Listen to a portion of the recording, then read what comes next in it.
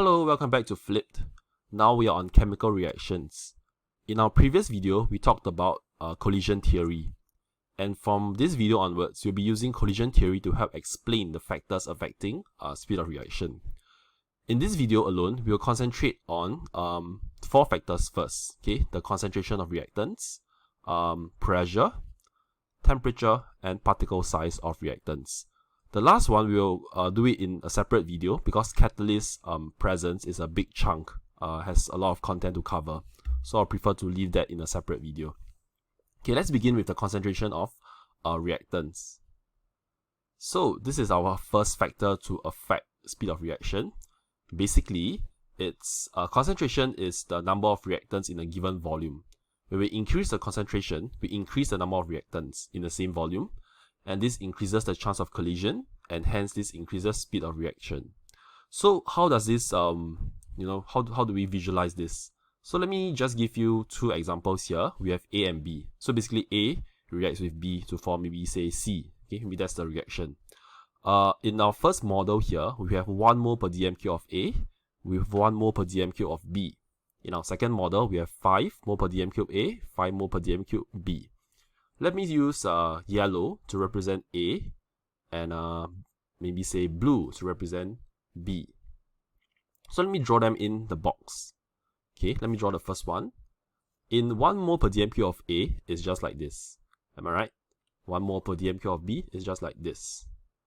Okay, let me fill up this one first. 5 mole per dm cube of A looks like this. 1, 2, 3, 4, 5. 5 mole per dm cube of B looks like this. 1, 2, 3, 4, 5. Okay, so this is how it looks like. How it look like in this their model. This one, okay, A reacts with B. So the only way for A to react with B, it has to go this way. Am I right? Okay, I know I cannot predict how molecules or reactants move, but this is just a simplified way of explaining. So if my A moves this direction, it's the only way for it to react with B. If it happens to move bottom to the right or backwards, it will not meet the blue reactant and to react. So there's only one way for it to react, and the chance of it happening is quite low. As compared to this reactant, for example, okay, it can actually move this way, it can move this way. So there's small ways it can even move like between these two to hit this guy. And you can see that there's way more permutations and more, like chances of this yellow ball reacting with the blue ones. So hence, when you increase the number of concentration, you're really increasing the number of reactants in the given space. So these 2 spaces have the same volume. And when you do that, okay, the chance of the reactants reacting is much higher because they can meet the other reactants they are supposed to react with more frequently, and more chance of them actually colliding effectively and hence reacting. Okay, so that's the first factor. I want to use a graph to actually talk about this reaction. So what we have here is this graph. Y-axis is time. Okay, as time progresses, like this in the x-axis. Y-axis is the volume of product. So imagine we are talking about a product that's being formed in gaseous form. Okay, maybe let me just write down for you. Maybe A plus B to give us C.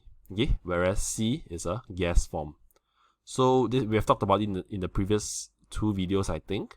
We can actually use the volume of gas evolved as a as a factor to measure how fast our speed of reaction is. So in the case of if our product is a gas, we can use this. What it's talking about, let me just briefly explain. We have 2 curves actually. Okay, we have the green curve here, we have the red curve here. This red curve eventually joins this green curve here. So actually there's 2 curves, but it's just that it's overshadowed by this green one. So actually it's like this. Okay, the green one and the red one will eventually merge, okay, in terms of the volume form later. So take note that there's 2 we're talking about. So let's talk about each one first. For each curve, the gradient is largest at the start, which means it's steepest. Okay, so we're talking about this part, for example. Okay, if you're climbing a mountain, you're climbing the green mountain, you realize that the hardest part is to climb. To climb is this portion here. Same applies for this red starting portion. When you reach the the backwards, okay, the behind part, it's very easy to climb because it's just a straight line. So that's what we mean by the steepest part. So SOR is speed of reaction. It's greatest during the first few seconds, okay, because it's so fast that, you know, the gas just evolves very fast. Whereas at this part, it just plateaus off. It doesn't even evolve anymore. So we're talking about this part being the fastest, being the greatest speed of reaction. Okay, because at the beginning, the concentration of reactants is the highest, right? As time moves on, number of reactants will drop, and the chance of them meeting will decrease also, and so the reaction actually slows down because not so much reaction is happening compared to at first. So as reaction progresses, reactants are consumed, okay, used up. Basically less reactants left for collision, and reaction stops when reactants used up. Okay, curve will become a straight line, plateau off. So like this, plateau off. Okay, this is for each curve only. So for example, we're talking about the 5 mole per dm cube reaction, just like this. Whereas for the 1 mole per dm cube reaction is the red line. But when we put them together in the same graph, we can see actually some data being formed. We can see that green ones happen way faster than the red one, because green one has more concentration, higher concentration, and hence it will react faster, as we discussed in a previous slide. Okay, and this is something you have to take note. Very frequently they'll ask you to draw this graph, okay, to compare two different concentration. Okay, we would like to move on to pressure. Okay, this is our second factor. You can see that we have the same graph as above. Okay, basically what I did is just to copy and paste the same graph. Okay, now we are assuming the same thing. We are assuming that our product is a gaseous form, okay, and hence gas can be evolved, and so there's volume involved. So instead of concentration, now we're talking about ATM. ATM is pressure, is a unit for pressure. Okay, let me explain this how this works first before we talk about the graph. So this pressure has to be only for gas reaction. If your reaction happens with aqueous or liquid or even solid states, pressure is almost non-existent. Okay, as in we cannot measure this pressure. Okay, it doesn't affect it. Basically, gas have empty spaces between particles. As we increase the pressure, we will force the particles to come closer to one another. Volume decreases, effective collision increases, and this increases speed of reaction. Let me draw it out. I think it's easier to visualize it that way. Same, I would like to use using my A plus B with the respective color. So A will be yellow, B will be blue, okay, to give us the product here. So let me just draw.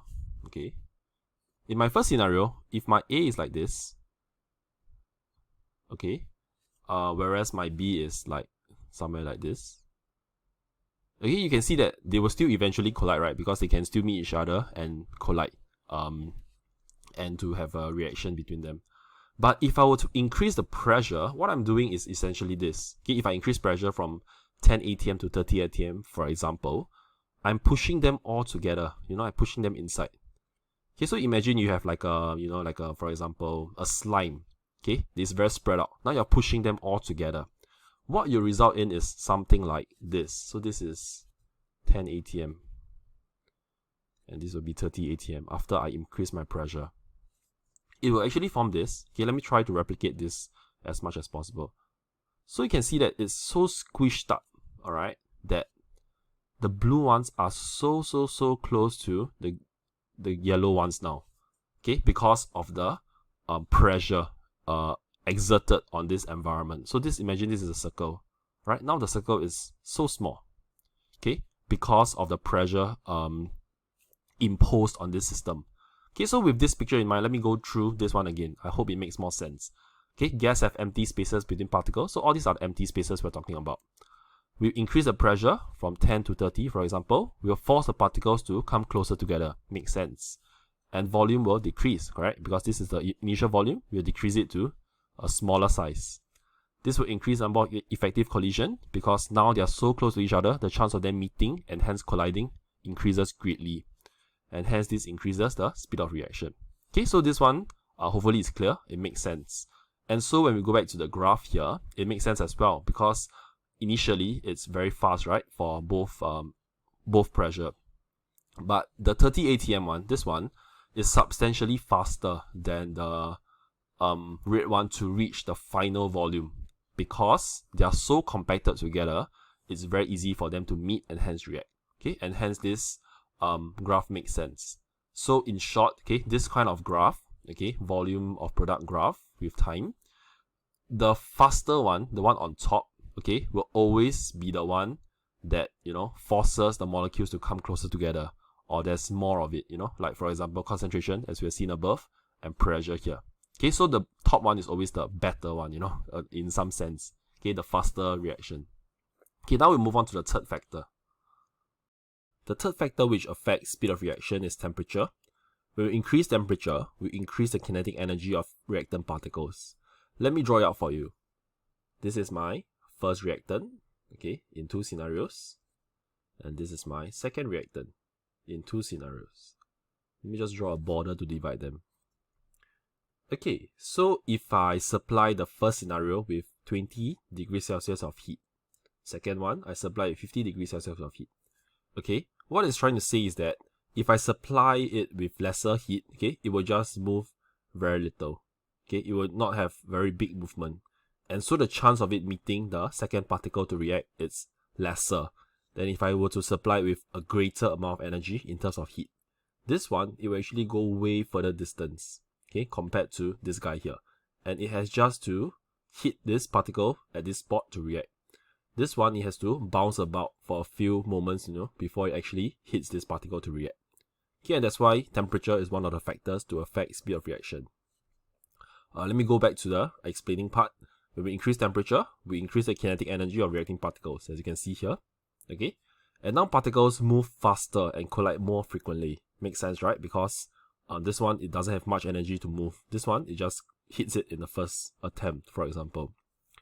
In addition, particles now have enough activation energy to react and increase effective collision chance, and hence increases speed of reaction. What it's trying to say is bringing us back to our two videos ago. We talked about them knocking each other. Okay, when they knock each other, we don't assume that it's immediately effective collision, because they may knock each other and not have enough energy. Okay, they must have enough energy, activation energy, to react upon knocking each other. Okay, so knocking is not collision itself is not sufficient for a reaction. It has to be effective collision for a reaction to take place. Okay, that's what we're trying to say here. And this one is something extra. You can write it in or not. Okay, it's up to you.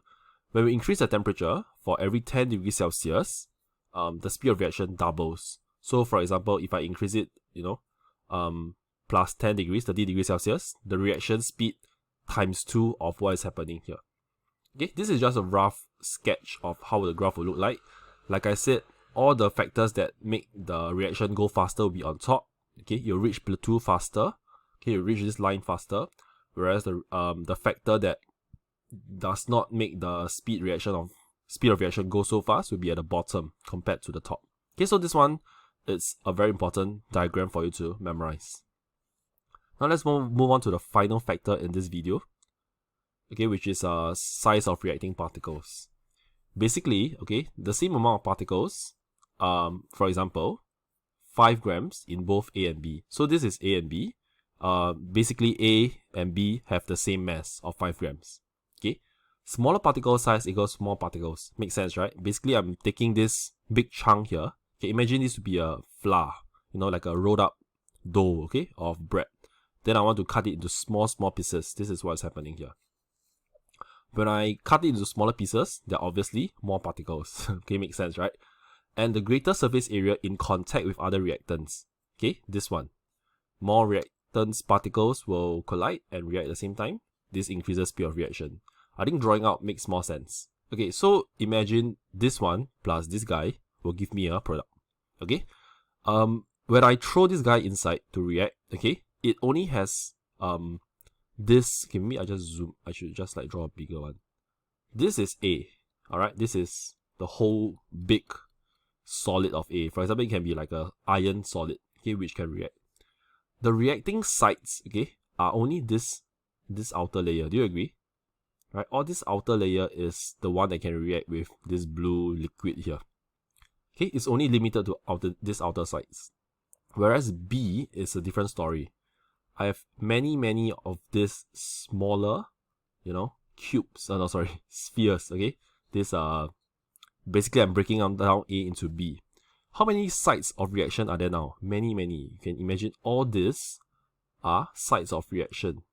So you can essentially, what it's trying to say is that if you add up all this yellow area, okay, to react for B, it will be greatly higher than A. Okay, and that's what it's trying to say, greater surface area compared to A.